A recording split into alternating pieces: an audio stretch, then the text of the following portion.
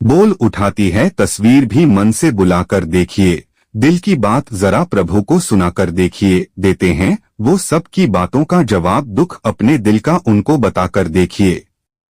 जय श्री राधे राधे। इच्छा भी कृष्णा कृष्णा, प्राप्त भी कृष्णा कृष्णा, भाग्य भी कृष्णा कृष्णा, आराध्या भी कृष्णा कृष्णा। जिस प्रकार तुम्हें दुख प्रिया नहीं होता, उसी प्रकार अन्य जीवों को भी दुख प्रिया नहीं होता है, किसी को पीड़ा पहुंचाकर। यदि तुम अपने सुख की कामना करते हो तो तुम्हारी ऐसी कामना व्यर्थ है। जिंदगी में जो भी कुछ होता है अच्छे के लिए ही होता है। बुरा वक्त इसलिए आता है ताकि हम अच्छे वक्त की कीमत जान सके, और लोग इसलिए बदल जाते हैं ताकि हम उसके असली चेहरे पहचान सके कि वो क्या थे और हम उन्हें क्या समझ रहे थे। तेरी इस दुनिया में ये मंजर क्यों है, कहीं अपमान तो कहीं पीठ पीछे खंजर क्यों है। सुना है तो इस संसार के हर जर्रे में रहता है, फिर जमीन पर कहीं मस्जिद कहीं मंदिर क्यों है। जब रहने वाले दुनिया के हर बंदे तेरे हैं, फिर कोई दोस्त है तो कोई दुश्मन क्यों है। तू ही लिखता है हर किसी का मुकद्दर, फिर कोई बदनसीब और कोई मुकद्दर का सिकंदर क्यों है। अपने जीवन में इतना व्यस्त हो जाए कि पछतावा, दुख, नफरत, डर के लिए समय ही ना बचे। याद रखिए जीवन में खाली व्यक्ति ही सबसे ज्यादा दुखी होता है। राधे राधे। मन में हमेशा अच्छे विचार और अच्छे एहसासों को ही जगह दीजिए ताकि दिमाग में सदा पॉजिटिव तरंगों का उदय हो। हर दिन एक नया टारगेट सेट कीजिए और अपना पूरा दिन उस टारगेट को अचीव करने में लगा दीजिए। यकीनन एक दिन आपके जीवन में वो सारी चीजें हासिल हो जाएगी जिसके लिए आज आप सपने देखते हो। भगवत गीता में लिखा हुआ है, अगर आप दुख पर ध्यान देंगे तो हमेशा आप दुखी रहेंगे, और सुख पर ध्यान देंगे तो हमेशा सुखी रहेंगे। आप जिस चीज पर ध्यान देंगे वो चीज सक्रिय हो जाएगी और आपके जीवन में तुरंत प्रवेश करना शुरू कर देगी। यही कुदरत का नियम है।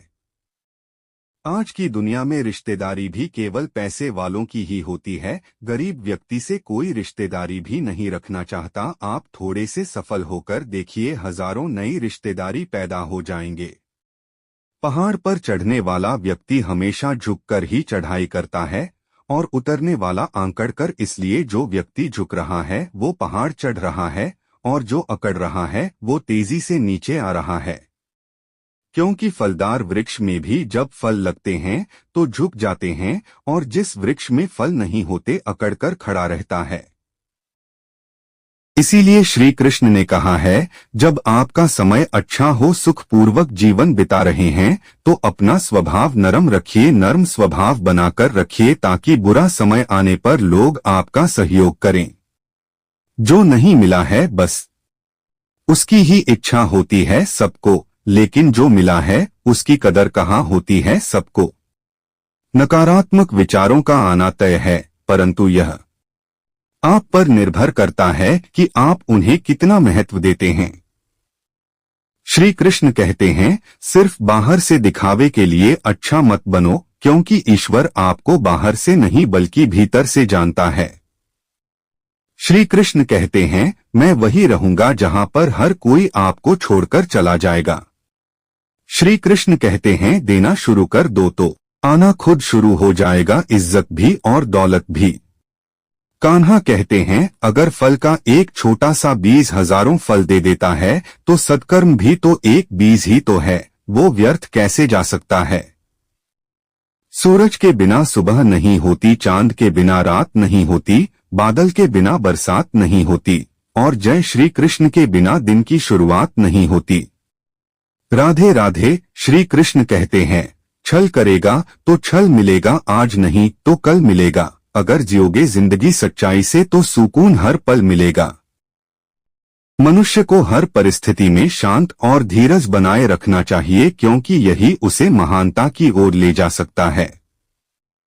एक कहानी है मकड़ी की। एक बार एक मकड़ी अपना जाला बनाने के लिए सही स्थान ढूंढ रही थी। वह एक ऐसा स्थान चाहती थी कि वो ऐसी जगह पर जाला बनाए कि जहां पर ढेर सारे कीड़े मकोड़े और मक्खियों मेरे जाल में फंस जाएं। इस तरह उसका जीवन मजे से बीत जाए, यही बात वह सोचने लगी। मकड़ी को एक घर में एक कोना बहुत पसंद आ गया। उसने वहां जाला बनाने की तैयारी करना शुरू कर दिया। उसने वहां जाल बनाना शुरू कर दिया। तभी वहां से एक बिल्ली गुजरी और मकड़ी को देखकर जोर जोर से हंसने लगी। मकड़ी ने जब बिल्ली से उसके हंसने का कारण पूछा, तभी बिल्ली ने कहा कि मैं हंस रही हूँ तुम्हारी बेवकूफी पर। यहाँ घर कितना साफ सुथरा है, यहाँ तुम्हें दिखाई नहीं देता है। यहाँ तुम्हारे जाल में कोई नहीं कीड़ा मकोड़ा फंसेगा, क्योंकि यहाँ कोई कीड़ा मकोड़ा और मक्खियों नहीं है। जब मकड़ी ने यह बात सुनी तो उसने जाला बनाने का विचार त्याग दिया। साथ ही उसने दूसरी जगह तलाशना भी शुरू कर दिया। उसने घर के बरामदे में लगी एक खिड़की देखी और वहां जाला बुनना शुरू कर दिया। जब उसने आधा जाला बुन लिया, तब एक चिड़िया वहां जाकर उसका मजाक उड़ाने लगी। चिड़िया ने कहा कि यहाँ तेज हवा चलने से तुम्हारा जाला उड़ जाएगा, तो यहाँ जाला क्यों बुन रही है। मकड़ी ने चिड़िया की बात सुनी और यह बात सही भी लगी। उसने खिड़की पर भी जाला बुनना बंद कर दिया। वह फिर से दूसरा स्थान ढूंढने लगी। तभी उसकी नजर एक पुरानी अलमारी पर पड़ी। उस अलमारी का दरवाजा खुला हुआ था। मकड़ी ने वहां जाकर जाला बुनना शुरू कर दिया। इसी बीच वहां पर एक कॉकरोच आया। उसने कहा कि यहाँ जाला बनाना बेकार है, यह बहुत पुरानी अलमारी है, कुछ ही दिनों में बिक जाएगा और मकड़ी की मेहनत बेकार हो जाएगी। मकड़ी ने कॉकरोच की बात भी मान ली। उसने फिर से दूसरा स्थान खोजा, लेकिन इसमें पूरा दिन निकल गया था। वह थक गई थी और भूख प्यास से बेहाल थी। उसमें इतनी ताकत नहीं थी कि जाल बना पाए। थककर वो एक कोना में जाकर बैठ गई। यहाँ पर एक चींटी बैठी हुई थी। मकड़ी को देखकर चींटी ने कहा कि वो उसे सुबह से देख रही हूँ। जैसे ही तुम जाला बनाना शुरू करती हो, वैसे ही कोई आकार तुम्हें कुछ कहता है और तुम अपना आधा काम छोड़ देती हो। दूसरों की बातों में आकर ही तुम्हारा यह हाल हुआ है। चींटी की यह बात सुनकर मकड़ी को अपनी गलती का एहसास हुआ। वह अपनी बेवकूफी पर पछताने लगी। कई बार ऐसा होता है दोस्तों, जब हम कोई नया काम करना शुरू करते हैं तो नकारात्मक विचार वाले लोग, नकारात्मक मानसिकता के लोग उत्साह बढ़ाने की जगह हमारे मनोबल को गिराने लगते हैं और हम उसके बातों में आकर अपना काम करना छोड़ देते हैं। भगवान श्री कृष्ण ने भी कहा है, जिस इंसान के चारों तरफ नकारात्मक मानसिकता के लोग रहते हैं, उस इंसान का अपने लक्ष्य से भटक जाना तय है।